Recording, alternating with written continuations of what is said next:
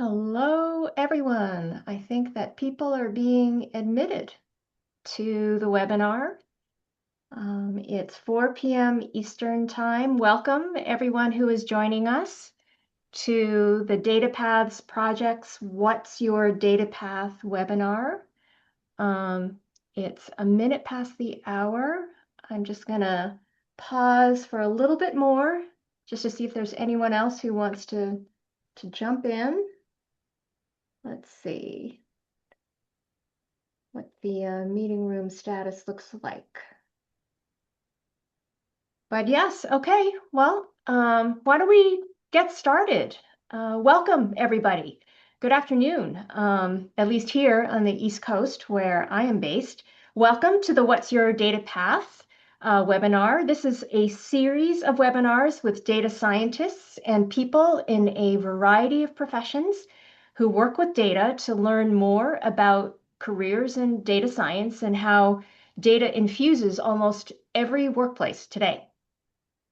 So my name is Jo Louie, and I am at the nonprofit organization Education Development Center, or EDC, based outside of Boston, Massachusetts. I am the director of the Data Paths Project, which is a multi-year effort. It's funded by the state of Massachusetts to promote interests and skills in data science among students in grades K through 16 throughout the state. And you can learn more about the Data Paths Project through our website, which is accessible through the QR code. It was on the previous slide. So Jen, if you can flip back for a second, if people want to go to that QR code, as well as our website URL, there you can find more information about our project. Okay, great. Now if you can advance to the next slide. Thanks. The Data Paths Project is providing an array of professional learning opportunities and curriculum materials to help teachers integrate more data science practices into their current teaching. We're also developing an online career hub, including a suite of resources to help students learn about data science careers. So this webinar is one in a series that we're holding this spring and next fall to talk with professionals working in a wide range of fields and who use data intensively in unique ways in their work. For those of you attending live, our goal is to inform and potentially inspire you to share information with young people about potential careers that use data. We are also recording this session and aim to place on our project website the whole hour-long webinar, as well as clips that people can share with students in classrooms or in out-of-school settings. So here's our agenda for the next hour. We have two very exciting guest speakers who will present about themselves and their work in total for about 20 minutes. One speaker, Caitlin Tan, is a senior user experience researcher at Google and formerly at Spotify. She is based in the Boston area. Our other speaker, Reggie Paul, is a principal at SciPilot, and he has a background building data products across several industries. He too is based in the Boston area. After they speak, I'll jump back in to have a brief discussion with the presenters, and then we'll open up the webinar to take your questions. Just some logistics. All participants are muted during this webinar, but you can use the chat feature to talk with other attendees.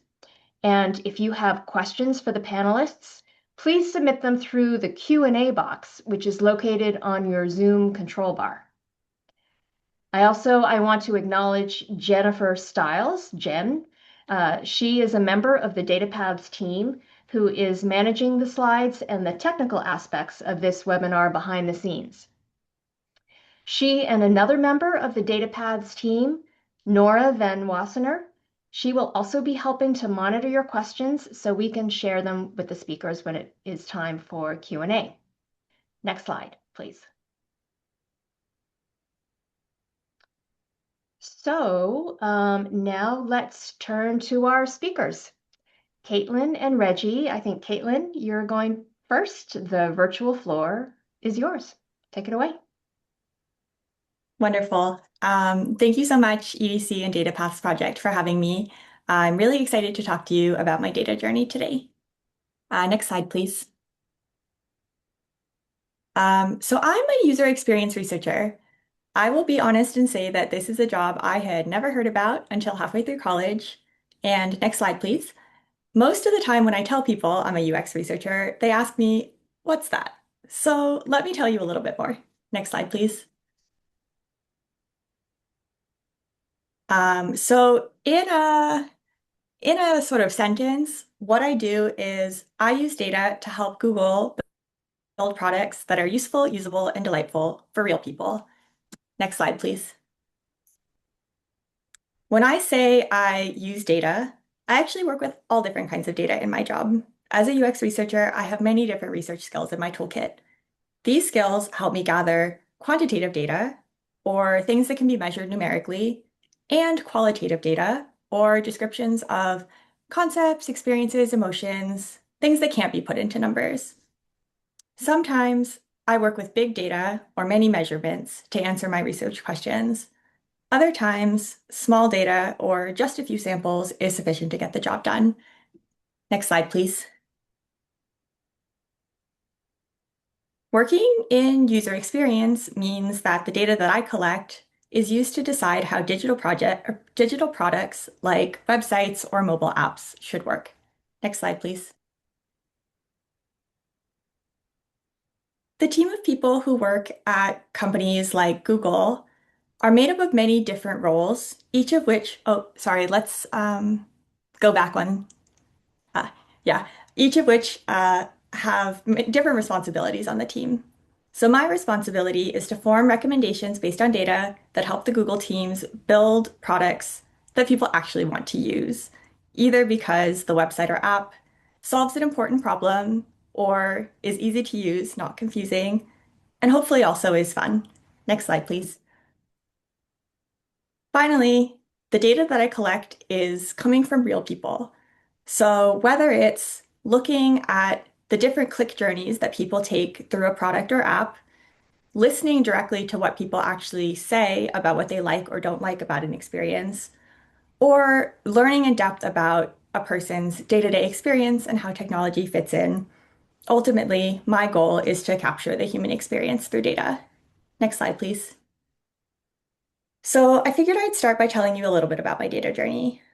I'm a Greater Boston local, and I graduated from Wellesley High School in 2012. Among the many formative experiences that I had at Wellesley High, one of the most impactful was taking 3 years of IMP, or the Integrated Math Program. So the photo you see there is me and Mr. Fisher, my amazing ninth and 11th grade IMP teacher. In IMP, we spent a lot of time working in teams and breaking down real, if sometimes a little silly, problems into solvable pieces, and then learning to solve each piece one by one. I was really shy coming into high school, and this environment really helped me grow confidence in communication and leadership, and also taught me how collaboration builds community. Next. I had the privilege to attend MIT for college, where I studied brain and cognitive science. I had always been curious about the mind, what's consciousness? What does it mean to be human? And I really liked that neuroscience and cognitive science still are young fields with so many unknowns. When I came into MIT, I had the same ambitions as many freshmen. Maybe I wanted to be a doctor, or maybe I wanted to be a researcher in cognitive science, which is a sort of standard academic path from that major. But about halfway through school, I realized that I was not ready for more years of formal education right after MIT. And I ran into a challenge of finding very few people within the department or within MIT who could tell me what else I could do with this major because those paths were so common. Luckily for me, I met a recruiter at a career fair at MIT who encouraged me to apply for an internship at Athena Health, which is a healthcare tech company in Watertown. And I interned there 2 summers in UX research. This was really cool because it allowed me to combine the interests that I had in healthcare. I was an EMT in college and I was really curious about health and healthcare with my emerging data science skills that I was learning in the classroom, and then begin to learn qualitative skills as well. Next, please. After college, I took two really big risks for me. The first was leaving Boston, where I had lived and gone to college my whole life, and the second was taking a job at Spotify. I was just learning about user experience and UX research at the time, and I knew nothing about the music industry. Of course, I was a music fan, but turns out the music industry is really complicated. And I was really surprised that they wanted to hire someone like me. But in the end, what distinguished me from other candidates for that role was having technical and data science skills. At that time, most UX researchers were really strong qualitative researchers, so having skill sets in ethnography or interviews, co-design, workshop facilitation. But it was really rare to have someone who had qualitative skills and data science skills in a single person. Spotify was beginning to pioneer a new model of combining data science with qualitative UX research into something they called product insights. And they thought I would be a good person to join a team like that they were just setting up. I'll tell you a little bit more about one of the projects I worked on at Spotify in just a sec. Next, please. In 2019, I left Spotify to take a career break and do some climbing, pursue some outdoor adventure for a while. And afterwards, I ended up at Google. This was a role that I found through a mentor and friend from back in my intern days at Athena Health. So I will say that networking really does work. For several years, I worked on healthcare within Google, and recently I've shifted to focus on AI applications for businesses. Working in AI is very fast-paced and very humbling. I am exposed to things every single day that I don't know anything about. But it is really exciting to work on a technology that is moving so quickly and that is still sort of finding its way and place in society. And it is a big privilege to learn so much every day. So I'll also be talking about a project that I'm working on at Google in a little bit. Next, please. So like I said, am a data professional. I use data every day in my job as a UX researcher, but also every single product that I've worked on at Google and Spotify and a project prior to that have all had elements of data involved in them too. So this means that in addition to using data in my role firsthand, I also spend a lot of time researching the role that data plays across a range of industries and professions. Next slide, please. And what I've found, if I can sort of sum it up in one sentence, is that data is everywhere. It is central to many career paths, and it is even present in some very unexpected places. So I'm going to talk through three case studies today, so things that I have worked on and also in industries that are sort of beyond mine, to give examples of projects and careers where data is a central focus. The first is for product designers, the second is for professional musicians, and the third is in healthcare. Next slide, please. So while I was at Spotify, I also had an interesting opportunity to collaborate with two senior UX professionals and write a book called Designing with Data. The cover is right there on the right. Um, this was a book intended to teach product designers about how to think the role of data in their work. At that time, most product designers, there was a really hard separation of like art and science, where product designers were squarely on the art side, and data was not really a part of what they would consider their sort of core job.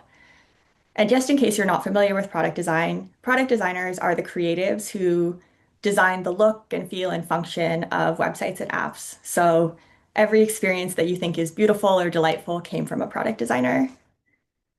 In tech, we've taken the concept of experiments in the scientific method into application through a methodology called A/B testing. What this means at its core is launching two or more versions of a product, so an A, a B, sometimes a C, a D, and E, to groups of users that are intentionally designed to be similar. And because the user groups are similar, any change that you see in the target metric is attributable to the difference in the designs. So the A product is different than the B product. And then when you see a metric go up, that is because, B was better than A, for example. So for instance, does design A or design B lead users to play more music on Spotify? That might be a research question that you ask. I've seen over my 10 years working in the design industry a big transformation in product design from an industry where it was rare for a product designer to have any data knowledge at all or encounter it, hence the need for the book, to one where designers work with UX researchers like myself, data scientists, and even consume data themselves every single day. It's a core part of the job now. And the best product designers that I know are the ones who are really good at working with data and have it in their toolkit as well. Next slide, please.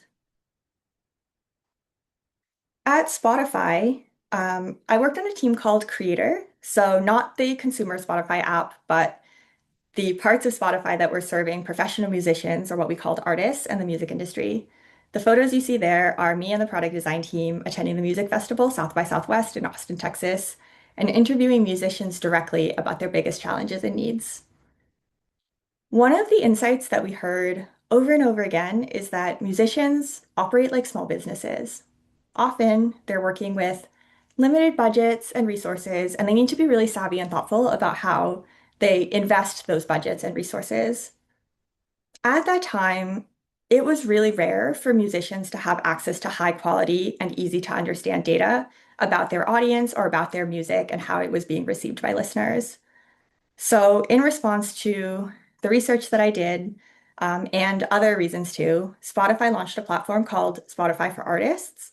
And this platform included analytics like dashboards and audience segmentations that you can see on the right side of the slide to help artists make smarter decisions about things like where should they go on tour, which cities should they stop in, or to learn more about their fans, which songs do they like best, what seems to be resonating with them within their sound, and ultimately to be able to make those smarter decisions and earn a living off their art. It's been several years now since the initial launch of Spotify for Artists, and Spotify continues to add new capabilities and data tools into this platform still. And by having access to this data, artists are much more empowered to be able to make informed career decisions and succeed professionally. Next slide, please. For the third case study, I'll talk a little bit about data in healthcare. So like I said, I previously worked in healthcare at Google. And one of the biggest challenges in the healthcare industry is data fragmentation, or in other words, data living in a lot of different technical systems and in many different formats. The three images on the left are different representations of healthcare data, so a little different than you might think about data normally. And this fragmentation is a huge challenge. I don't know if you've ever had the experience of seeing a different doctor in a different office and they have no idea about what the other doctor treated you for. Or maybe you were trying to get records from some healthcare you received years ago to remember maybe what medication you were taking or what you were treated for, and it is impossible to track down. These are examples of real challenges posed by data fragmentation in healthcare. So while I was at Google, I worked on a product called Healthcare Data Engine, which was a tool to help healthcare organizations bring all their siloed data together into what we call the longitudinal patient record, or you can think of as a complete picture of a patient's health. At scale, bringing healthcare data together actually requires this really close collaboration between two different types of data practitioners. There's data engineers and clinical analysts. Data engineers are responsible for building the piping and adapters that actually make it possible to bring the data together into one place, whereas clinical analysts are like data scientists also with healthcare expertise that take their knowledge of the healthcare specifics. So like, what is the expected format of a blood pressure? Or what is the realistic value for this lab? Or even just the hierarchy of how different kinds of healthcare data fit together to bring the data together in a way that is actually useful for healthcare purposes. It is this collaboration between data practitioners that ultimately saves lives. And Reggie in his presentation will share more about his experience with data engineering with a specific case study. Next slide, please. Just before I close, I wanted to say thank you so much for letting me share my data journey with you. Thank you again to the Data Paths team, and have fun pursuing your own data path. Thanks very much. Great. Thank you so much, Caitlin. So we'll go right on to Reggie. So why don't you go Hello. ahead? Thank you, Joe, and thanks to the EDC and Data Paths for giving me the opportunity to tell my own story. I'm pretty excited for it. So I wanted to tell a story that helps describe how we build data systems that inform data-driven organizations, systems that make analysis possible. And so just to tell you a bit about myself, I'm a software engineer I've been an engineer for about 15 years or so. And for a few years, I was leading software teams and leading data implementation at a couple of different biotech companies. And so I have a case study from one of those that I'd like to talk about. And so to give you the setting, this is really about building those systems and making it possible for organizations to be data driven. Data that is generated, when it's initially generated, it's in a raw format. It's very difficult to actually extract meaning from it in its initial state. And so these systems are what make it possible to do analysis and to do that, the exciting data science that that exists in lots of organizations. And so, yeah, this is just how to build that, how to build a platform to support that. So next slide, please. So, so in order for analysis to take place, data has to be structured. When it originates, it doesn't necessarily have that structure. And so data engineering is really about building pipelines that clean the data, maybe normalize it, give it structure so that it can be presented and it can be explored in a sort of a way that's relevant to the context that it's in, and end up with decisions that really drive organizations. So I'd like to walk through a case study here. Next slide, please. So hope not to get too technical here, but I was working at a biotech company that was building a blood test. This blood test was composed of technology that was added to blood and then observed. So there's a machine in the lab that would observe that reaction. You can think of it as kind of like taking a picture of a test tube and then distilling that to just a number, just how bright is it? And how bright is it glowing over time? And that's about as deep as I want to get into the technical stuff here. I just want it to be clear that this is raw data being collected from the machine that is really just distilling it down to a number, just a single or a series of data points over time. So this is the plate reader on the left here, little drawing. You can imagine it taking like little snapshots over time of how active a test tube is. Okay, next slide, please. So in designing these systems, where I like to start is to think about what are people doing without these systems? Like how are they getting to the answers that they need if they don't have a robust computational pipeline to process that data? It still has to happen. And in a biotech context, before you can hire software engineers, you kind of have to prove that the science is working. And so I think if you're a software professional, this is a great place to start, is to understand what people are doing currently. So what was happening in the lab that I was supporting is that data was coming off of that plate reader I mentioned. It was being written to a computer in the lab, and then the scientist would literally go on the computer, email that document to themselves so that they could take it on their personal laptop and manipulate that data.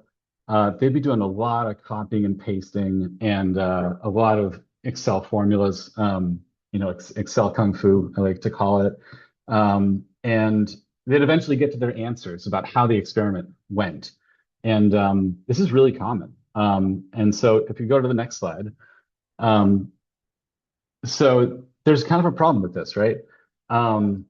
If we're trying to build a technology over the course of years, maybe, it's really important to collate that into a collective body of knowledge. So yes, it does take time and effort. Manual errors can happen, and it kind of backs up progress a little bit. But the most important thing is that you're not really building a library as you do that. A library of knowledge of how every experiment kind of feeds into the next. Makes it very hard to collate and organize that data. I get so frustrated seeing people kind of accessing this data by going into the shared drive or emailing each other, getting that presentation from like 6 months ago. And it's like, wow, we can do better here. So if you go to the next slide, what we built was um, a um, a platform that automatically piped data. It picked up data from that lab computer that I mentioned, and it automatically piped it to a database. And what that means is that it picked up that raw data, it cleaned it up a little bit, it put it into a format that could be structured. And once it's in the database, that's kind of the key step. Once we've serialized it, that's a good term for data processing. We've serialized it into structured data. We can add a layer, an analytical layer on top of that. We can create these visualizations like the one on the right. This is not real data, but it's kind of it's reflective of what that experiment would look like. That the intensity of the glowing of the test tube that I alluded to earlier, it can be graphed over time. This would take somebody like, I don't know, a whole day maybe to process the raw data into a visualized format like this. But with the platform that we built, it was instantaneous. Now that's great, but also we could build a library that we could over time view the progress of the technology that was being developed. So to the next, if we go to the next slide. We can now answer these questions that scientists took a very long time to get to the bottom of, running their own kind of manual data pipelines themselves. Most important were these technical issues. If you run an experiment, you really just want to know, hey, did it work? Like before I even ask the question of, did we prove the thing that we wanted to prove? Did this variation cause differential activity? Maybe. Before we even get there, we just want to know that the experiment worked on a technical level. So that's really important to get to very quickly. Then just did it do the thing that we wanted it to do? Are we getting further on our technological development? And then lastly, and I really want to highlight this, being able to look back in the past at prior experiments and how this one compares to those, and building a library of the technology that we're building, really, really important. And what I noticed at the company as we rolled this product out, it really did impact how people conducted their scientific process. And I don't mean to take too much credit here, but it's once you see the power of these tools, it's in your hands, and you can actually save all that time and explore things a little bit more deeply. It really motivates you to have good data practices, good data hygiene. And so that, to tie that to the value of the organization, biotech is often fraught with technical factors. And the data analysis is one very important piece of the puzzle. And if we can make that process reliable and reproducible, we can save just a ton of money and get products into people's hands, and medicine and diagnostic into patients' hands sooner than later. So if we can go to the next slide, I want to tie this back to students and just reflect on my own journey, and if I'd known where things were going, what I could have done. A little bit more on that on the next slide. But for looking to the future, I want to call out that there's kind of an uncertainty right now about what data jobs are going to look like, and really all jobs are going to look like. But just speaking to my own experience, what problems are going to remain as AI kind of shakes things up. And I'll try not to speculate too much, but I do know that this the pipeline of processing raw data into analyzable data, I think that's always going to be a struggle. And as software products proliferate, because they are a little bit more rapid to develop right now, they're going to be generating more data, and there'll be more opportunity to extract value from them. Some of the products that Caitlin was talking about are going to be more feature rich, and hence more data can be collected, and we can understand what features and characteristics of the products are worth our effort to improve. So things like that. I think that's always going to be a problem to advance on. And so I do want to highlight the importance of data engineering overall over time. So next slide, please. So just thinking about skills that I would recommend, I'm a little biased as an engineer. I think it's really important to learn to code as kind of a starting point. And again, we're at this weird point where we're wondering, if AI can generate code, how much do we need to focus on writing code? And I would say it's still critically important to understand how systems work so that we can design them, we can maintain them, and update them. And it starts with code. So I think that's really important. Also, library science, kind of an unsung hero in this whole picture. How to organize information, catalog information, and present it to users and, well, people. And yeah, organizing that all kinds of data is a really important perspective to have. And lastly, like I really, really want to emphasize user experience. All the stuff that Caitlin was talking about, I think that is, I don't know where to place it, but it's really a cornerstone of building these products. Really important to be able to get inside your users' world and what they struggle with, what are they trying to solve. So being empathetic. I don't know if there's specific courses to recommend or anything like that, but if you can frame if I were to start over, rewind the tape a few years, I think I would be focusing a lot of my energy on understanding users and their journey and just how I can solve their problems and help them. So that's about it. You can go to the next slide. Just wanted to say thanks, and I'm happy to talk and answer questions and also learn about whatever anybody else's opinions on how to use data and how to make this data more accessible and things like that.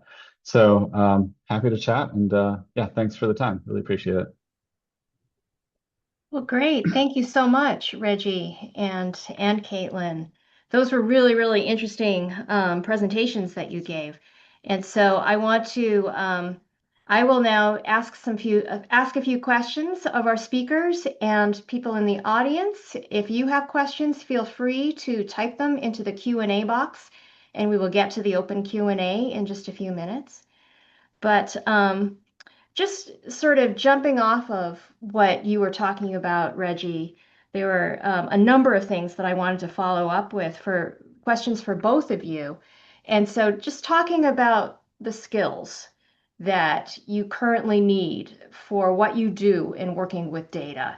You two do different sets of work with data. And so I'm curious for both of you, and maybe we can start with Caitlin. You said that you were valued at first because you brought both qualitative and quantitative skills to some of your early jobs.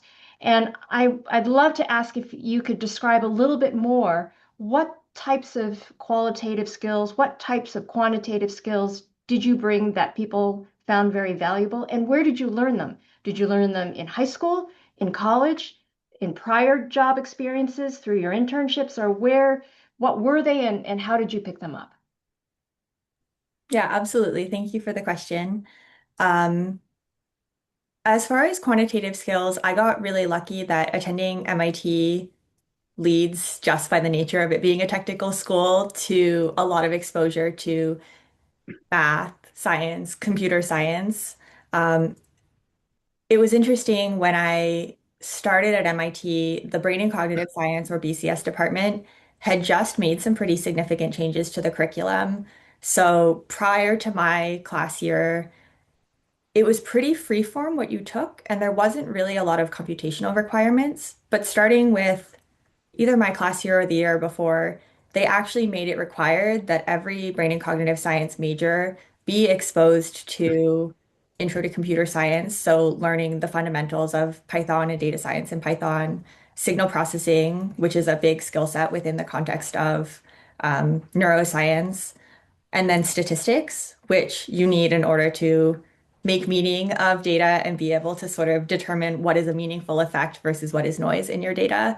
So because I had that education and had had experience in sort of like smaller problem settings, but also doing my own experiments over the course of a semester and doing research in college where I got to apply those skills in real practice, I actually had a pretty decent portfolio of having done data science type projects when I graduated from MIT. The qualitative side, I did not have any formal education in.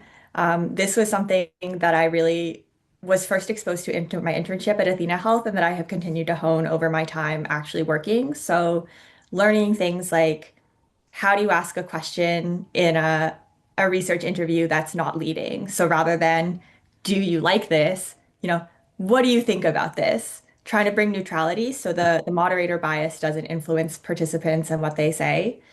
So just being able to know how to ask the right questions and to be able to prioritize what questions are most important to ask in order to get the team what they needed was something I think I learned a lot more of just on the job and throughout practicing as a qualitative researcher. Okay, great. How about you, Reggie? What would you say are the skills you use now and that are really important, and where did you learn them? Yeah, it's a really important question. I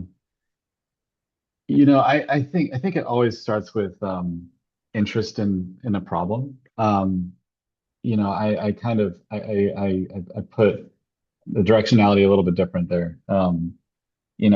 I've always been drawn to just usable products, usable workflows or products that support usable workflows. And so when I encounter, a problem like the one I was talking about, um, I think that's what drives the need for the tool. I think what I found in my kind of early education was, I was learning lots of different tools. So, uh, learning programming, learning, you know, just different ways of problem solving, I guess. I also studied math and statistics. Um, but I think one thing that can happen is that you kind of become a hammer looking for a nail in that context. And I think it's okay. You're when you're young, it's you're learning all kinds of things. You're soaking it all up. But I would put a bit more focus on finding interesting problems, or really just having the tools to pursue different problems. Um, and I do think that it's gotten a bit easier to develop little prototypes of computer programs that can analyze data now that we have AI, which I have lots of skepticism about, but I can't deny it's a really powerful technology that we have right now. So yeah, I think I would say finding the interesting problem space and kind of letting the skills grow from there is the best way for me to recommend. Yeah. Okay. So you were talking about tools, and so I'd like to ask both of you, just to give people a more concrete sense. When you are working with data, whether you're collecting data or analyzing it, what tools are you using for your data work? Can you describe them? I Yeah, don't know who wants to Caitlin, go you want to first. go first? That'd be good. Yeah, I can. This question is really interesting to me because I think the tooling that I have used has evolved quite a lot over the last year or two in response to AI. I know that a lot of people are thinking about AI and what role it will have in the world at large, but also in any given career. So I would say that whereas previously, like if I was working on a qualitative research project, it would really be reading every single transcript and annotating every line of text of, oh, well, this was about this theme and this was about this theme. And so going through like a manual coding process from the raw data and then building analysis on top. And sometimes this process would take weeks. Now I often start with AI to help me get a quick understanding of, what does the AI see as the major themes in the data? Can it help me organize and collect a little bit so I'm not starting from a completely raw set of transcripts that are just too laborious and too time consuming to work with, especially in an industry context now where things are moving so much more quickly. So I use a lot of AI now in getting started with research. I will say that I do not yet feel that the AI tools are in a place of sophistication to be able to get you, as Reggie said, that last mile or even like from the middle of the process to the end. I think for me, it's really good at exploring the data and understanding what might be there, but it is not a replacement for the rigor associated with looking closely and forming my own opinions. And it is certainly not a replacement for the storytelling piece. So at the end, being able to think about not only what did we learn from the data, but what does it actually mean? So putting it into context, into recommendations, into stories that resonate with my cross-functional partners so that we actually feel aligned and motivated to take the product in a certain direction based on that data. Great. How about you, Reggie? Yeah. When I think about tools, I got to tie it back to my previous point. It just makes me think of that. So as an engineer, it's really fun to write code and to build things on your own, to make your tool that's just perfect and solves your particular use case. But I've found in my career that it's a little bit too easy, or it's easy to fall into that trap and kind of get pulled along into your own, uh, you know, just focusing on building, spending a lot of time on building something that already has a solution, for example. I think to tie it back to what I was talking about earlier with focusing on the problem that you're trying to solve, um, if you can kind of stay above that at the outset of solving a problem, if you can focus on, what am I really trying to do here, and what are the tools available out there for it, that can save you a lot of effort. So something to highlight in the world of software engineering is that there are if you have a problem, there's probably a tool out there that'll help solve it.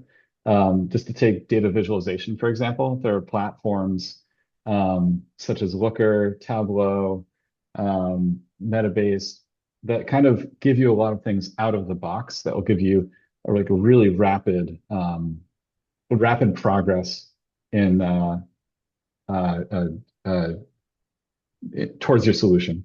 And you don't have to get bogged down with creating your own thing. So I think that's something to really pay attention. And if anybody out there is getting into coding, it's such a fun way to spend time is to build things, but it does take a little bit of discipline to uh, you know be mindful of what problems have already been solved and what you can use to solve your problems.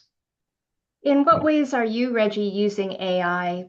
Caitlin shared a little bit. Can you provide an example of how you might be using AI and where you see, at least right now, the state of technology, where AI can't do certain things that are still needed by humans and you? Sure.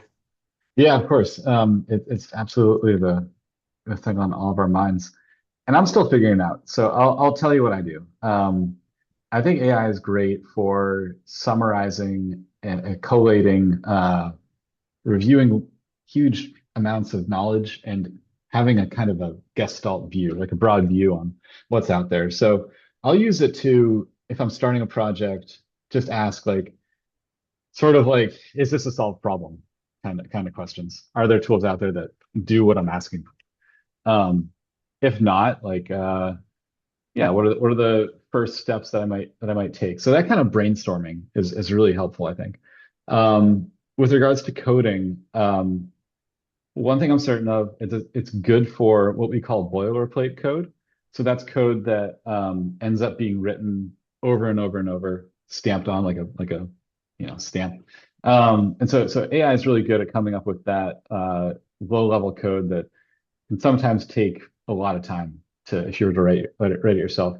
Where I'm skeptical of AI in the coding area is its ability to build, how to put it, to a kind of a simple way.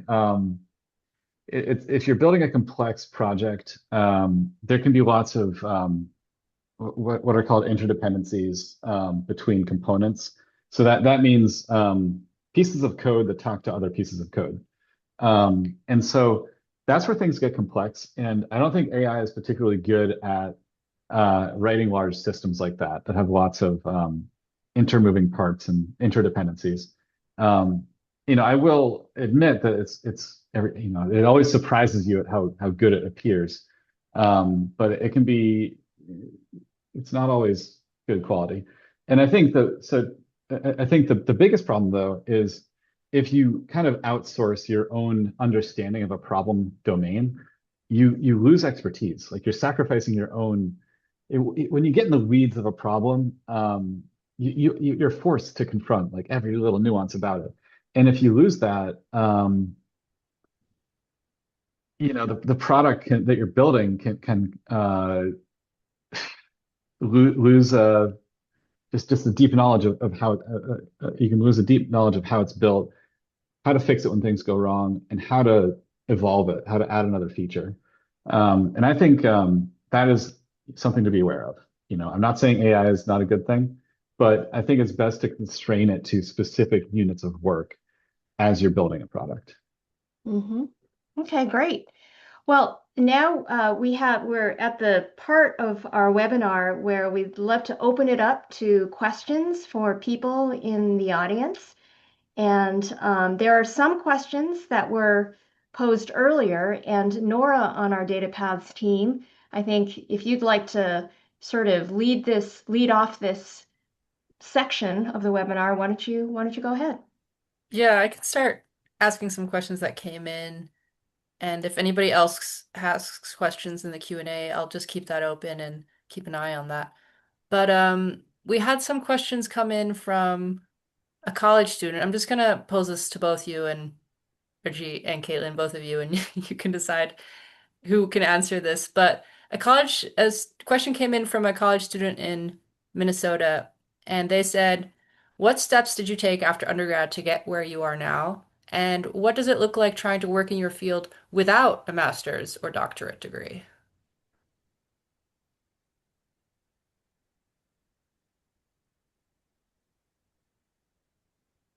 Reggie, do you want me to take this one first? I can go. Sorry, I was just thinking. So I had a pretty circuitous path. I worked in pretty low levels of finance, doing maintenance on accounts. I worked as a handyman for a year. I had a pretty circuitous path to being a software engineer. So I will say it's always possible to kind of figure it out yourself. Maybe not through a traditional path, but as Caitlin said, still having a network is really important. The reason I'm here is that I know Nora from climbing, and I know Caitlin from climbing, and and dozens of other people through the rock climbing scene. And I think it's important if you have an interest, to follow that and to make connections through whatever it is, and it doesn't have to be kind of directed to I'm going to join the sailing team to get a job. It's just I think it's important to be an active human interacting with people, socially. Yeah, I think that's what I would contribute there. What about you, Caitlin?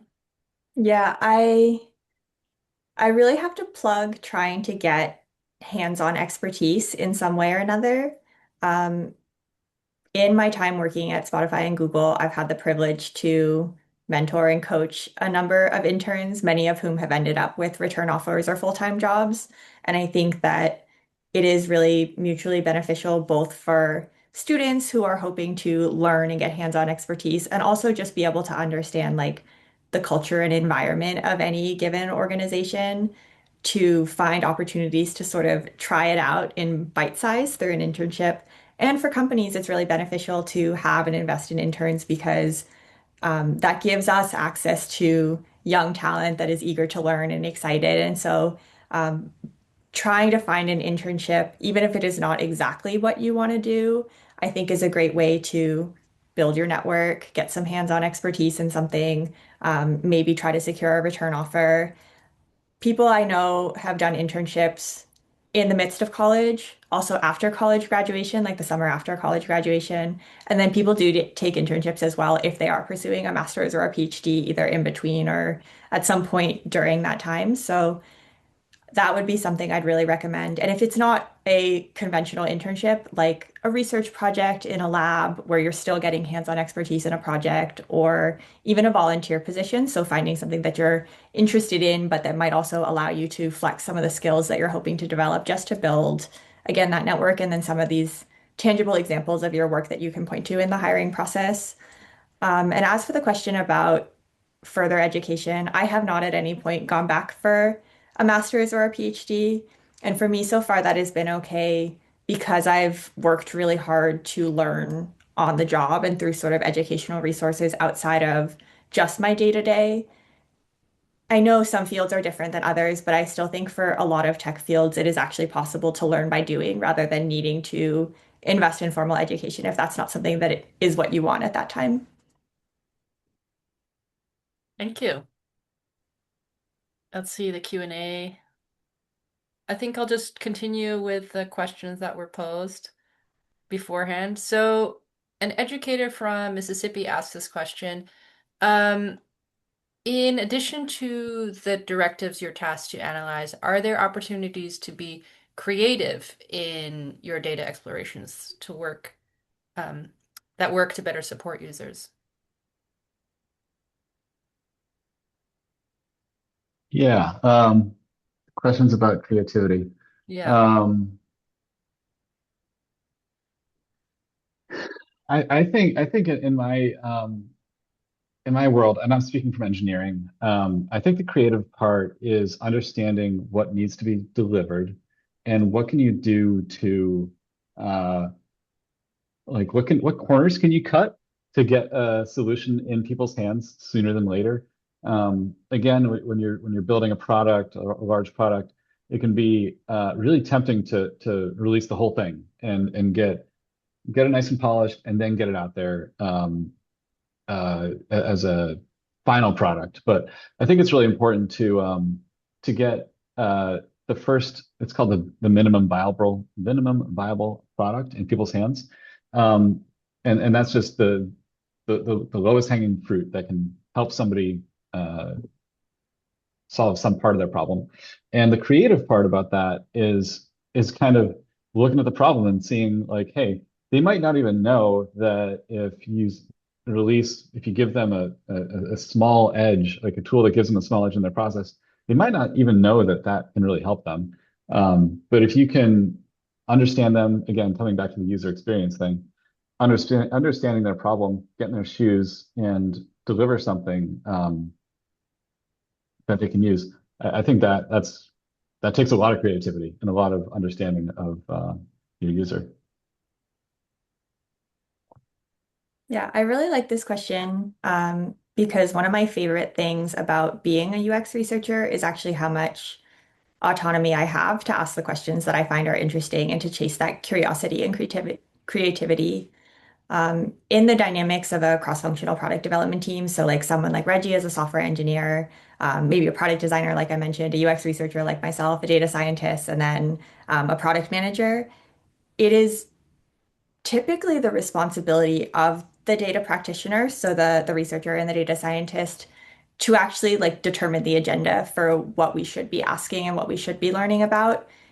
Typically, the way it shakes out is the team is working on some kind of product feature or problem area. And so different people may have different ideas and opinions about what direction we should go, but it's a big part of the job as a researcher to synthesize like what are the kinds of decisions we're trying to make? What is our understanding of this space so far? What have we already learned? What does the industry know? And then put together the plan of like, okay, but what are the questions we need to ask to remove ambiguity? What are the questions we need to ask in order to make a decision about do we do X or Y or do we launch this thing? And then to choose the tools in our toolkit to find answers to those questions. So I know not all careers are this way, but I really appreciate as a UX researcher having so much control over the kinds of questions I ask within the context of doing the best thing for the team and the users. Can I jump in with a quick question? Because Caitlin, you had called yourself a UX researcher who obviously works a lot with data, and you distinguished yourself from a data scientist. So I'm just wondering if you could quickly help for people who are listening who may not know, well, what's the difference? Why are you not a data scientist? How would you, what would you say? Yeah, it's a great question. Titles are a funny thing because I think they really depend based on the organization that you work at. What I have seen is that, so for instance, when I talked about product insights at Spotify, I was technically by title still a user researcher, and then I would be working with a data scientist. Um, and it's sort of a continuum. So classical UX researchers almost always work primarily with qualitative small scale data. So think like I will go out and interview 5 to 6 users and ask about their experience or usability, test a product and see are people able to complete the core journeys or do they struggle at different points. Then there are sort of what we would call a mixed methods researcher, sort of like me, who has larger data skills and sort of quantitative data skills, but also does those smaller scale um, qualitative studies as well. Then at Google, we have a role called quantitative UX researcher. It's a little bit interesting. They do exclusively larger scale analysis, but very anchored on measuring the user experience still. So they would do things like logs analysis or A/B testing exclusively in their job. And then data science, what I have seen, and I don't know if this is true in every organization, but I have seen a lot of data scientists who do those things, but also have an aspect of data engineering in their job. So thinking about not just what is the analysis, but also what are the things about the experience that we need to measure in the first place, and then building the pipelines and the infrastructure to actually capture those signals, bring them into a structure that's appropriate for analysis, as Reggie was sort of describing, and then to do the analysis themselves. So it's sort of like a continuum of skills, and then you carve out the search space with different titles depending on, again, the organization and then where you fall on that line. Great. Nora, did you see there's a question that came in through the I chat? saw we have 3 minutes left, but I think maybe we can answer this. The question came in from Tina in the chat. I am a master's student majoring in biostatistics. In the age of AI, what abilities or skills are important for me to develop while I am still in graduate school?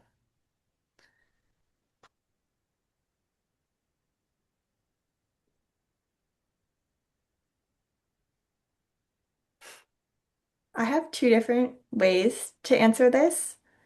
I think that there is one component which is about learning to be effective with AI, and then I think the other component is establishing strong fundamentals so that you know when and how and whether to use AI. So I think a lot of what Reggie was talking about before is like understanding the fundamentals and having the expertise in order to know, AI is good at these things, it's not good at these things, or AI did a bad job at this and being able to recognize that it was a bad job. So for all of those kinds of things, you still need really strong fundamentals of the sort of skills in your field before there was AI. Otherwise, you won't be an effective driver or orchestrator of AI in the future. So that's one thing.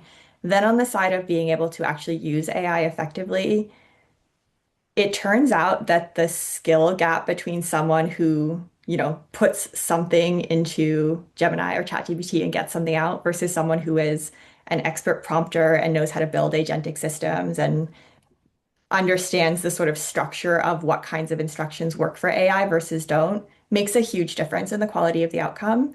So I would spend time, if you can, kind of experimenting and trying to figure out like when you ask it this way, do you get a better outcome? When you ask it a different way, what happens? And just building competence to sort of get a repertoire of like how to actually engage with AI effectively so that when you enter the market, you already have those skills.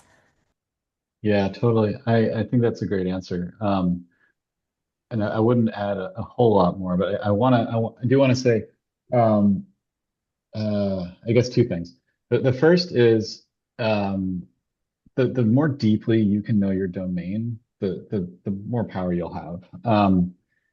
you'll have an edge over people that reach for AI sooner, right? If you know your context, if you're studying biostatistics, if you know, I'm struggling to think of an example here, but if you know enzyme activity really well, go deep on that. If you know liver enzymes really well, learn everything you can about how proteins are made and why they do what they do.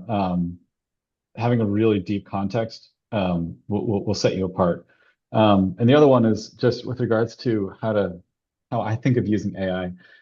I like to think of it as a really eager employee who happens to hallucinate once in a while, like having a really eager intern that, yeah, might be a little bit off their rocker once in a while.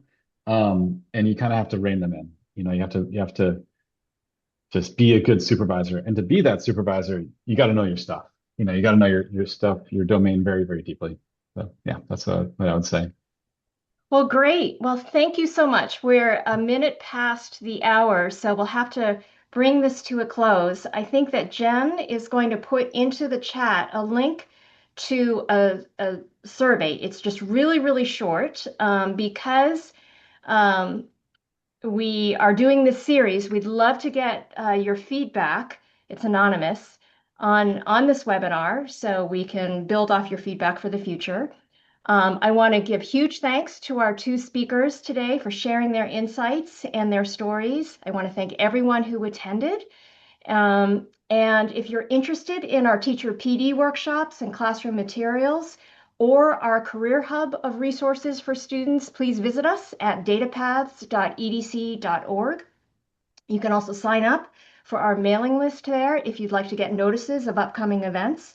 We'll have this recording up, and hopefully in the future, clips of highlights posted on our website for you and others to view and possibly share with others. So we'll wrap it up. Thank you, everyone, for attending, and we hope everyone has a great rest of your day. Thank you. Thank you very much.